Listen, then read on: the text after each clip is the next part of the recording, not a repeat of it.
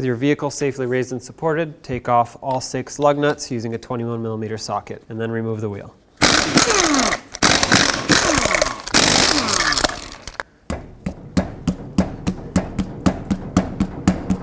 If your wheel is stuck on like this one, go ahead and thread a lug nut back on.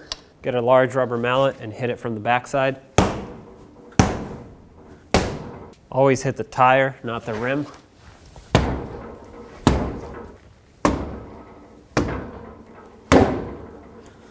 There we go. And remove your wheel. With the wheel off, I am going to start by removing the ABS wire from its 2 brackets. There are 2 bolts, one right here, both 10mm. Remove both of those. Oftentimes those break, so just be careful and spray them with rust penetrant ahead of time.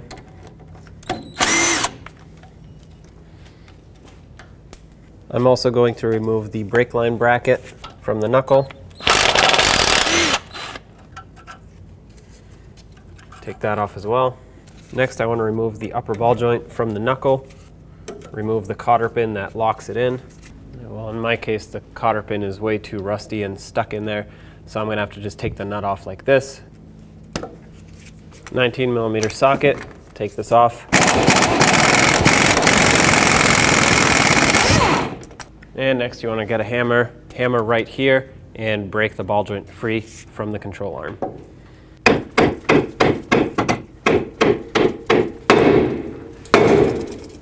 I tied the knuckle out of the way with a bungee cord so it just stays there and doesn't get, well, in my way. Next I'm going to take off this little splash shield here. It just has some push clips that hold it in. So take those off. The next step is to take off the long through bolt that goes through this control arm. There's a nut on this side and then the bolt head is on this side. They're both 19mm and I'm going to try and break free the nut on this side. It's difficult to get a socket in here. If you want, you can bend the body a little bit and get your socket in here and then bend it back. It's up to you, honestly. I'm going to try and break it free with a wrench. If that doesn't work, I'll try other methods.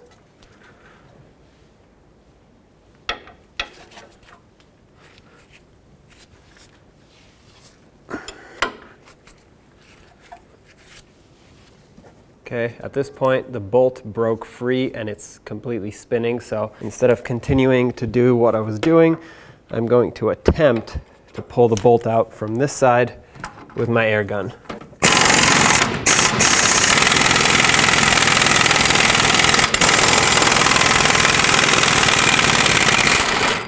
Okay, that worked, and that's hot. Remove the nut and then the washer, remove the air gun, and remove the very long through bolt. In the way of the bolt coming out are these lines here, so I'm going to pop them out of their bracket. Now I can push these to the side and remove the bolt. The washer needs to stay closer to the control arm, otherwise that's going to be in your way too. Going to get a little bit of a prying device here and just pry these lines out of my way.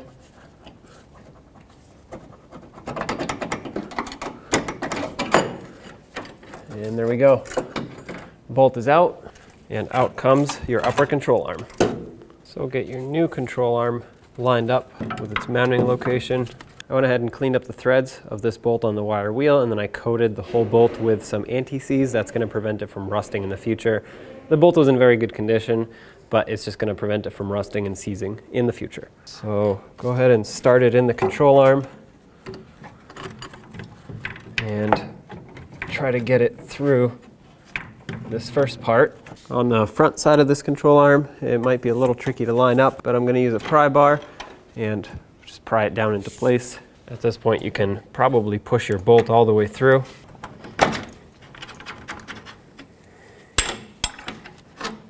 There we go. On the front, go ahead and install your washer and the nut.